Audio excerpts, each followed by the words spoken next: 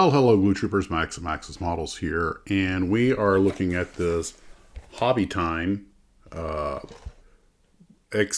the Bell XV3 Convertiplane.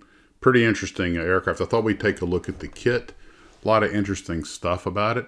This is my second take of this video because apparently the first time the camera wasn't recording. Yay! So, well, I tell you what, I did take a bunch of still pictures, so we'll go over it with those, and actually you'll be able to see better, because when I was opening the box and holding up the parts at this distance, you couldn't see much. So I had a photo overlay plan, so actually not a disaster, just reshooting the intro. So, without further delay, here we go.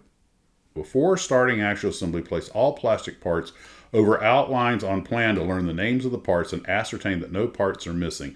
After checking in this manner, proceed with assembly of model in the suggested numerical order. Kit number 901, U.S. Army Convertiplane, Bell XV3 from the Western Coil and Electrical Company, Racine, Wisconsin, which we know as Hobby Time. Photo of actual model made from this kit. This is interesting. The instructions are just a couple of, very nice. They're both very crisp and everything. In excellent condition, high quality paper for what it is. But it says, cut off along this line, and you're supposed to put this, it tells you to take the bottom of the box and flip it upside down, tape this to it, poke holes in it, then you put the propeller shafts in there, and then you glue the rotor blades on, as according to diagrams. And the rotor blades are side specific. They face different, or the rotor hubs are reversed. They face different directions. And then you put the little spinner on the top and let that harden before you go any further. And then all of the instructions are text. And of course, once you put the propellers in, you hot knife blade to melt the tips to expand them. So, you can rotate them. But then it gets into everything you do. Tells you where to set the block of wood between the landing skids. It's an interesting instruction sheet. Slip stable, let's see. We just talked about the rotor blade. Step 2, glue left window clear casing to body half, right window to body half. Windows are cemented inside of body halves. Step 3, place wood block as outlined. Put body castings on plan as shows. Cement the landing gear struts to body skids. So this piece of wood is exactly the right size that if you take each fuselage half and set it on a smooth surface, and then put this block of wood, and it has the fuselage half facing different directions with the skids on it, then they will park in exactly the right position.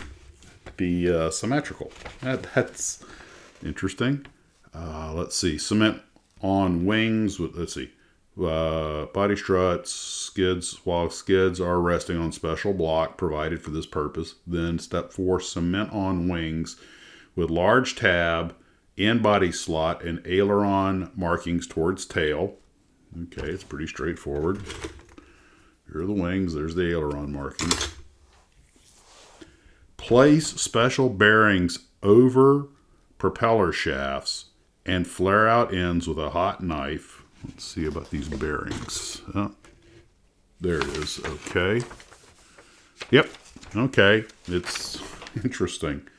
Apply a small amount of Vaseline to each shaft before assembly. That obviously is to prevent glue intrusion. Slip stabilizer into slot from body inside body half and apply glue to inside a body joint. Then at 9, apply cement edges to body halves. So you make one half at a time, but about the last thing you do is put them together.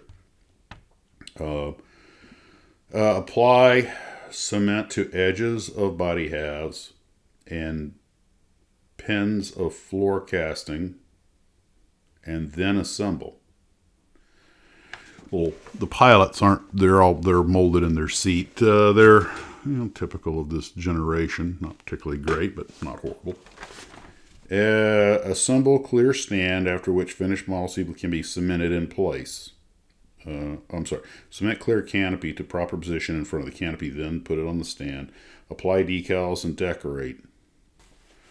And I see.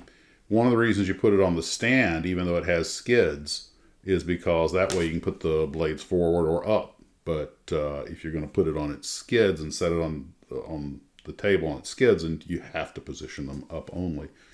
That's pretty cool. And the decals look like they may actually still be good. They don't really intend you to paint it. It's molded in color. It was an all one color vehicle. And they do have some decals to put on, some like grid decals to put on to, yeah, okay, it goes underneath. That's what these are. These are where the decals go. Okay, so these little grid decals go underneath the wing. Okay, that's cool. I guess that's where the engine was located. All right.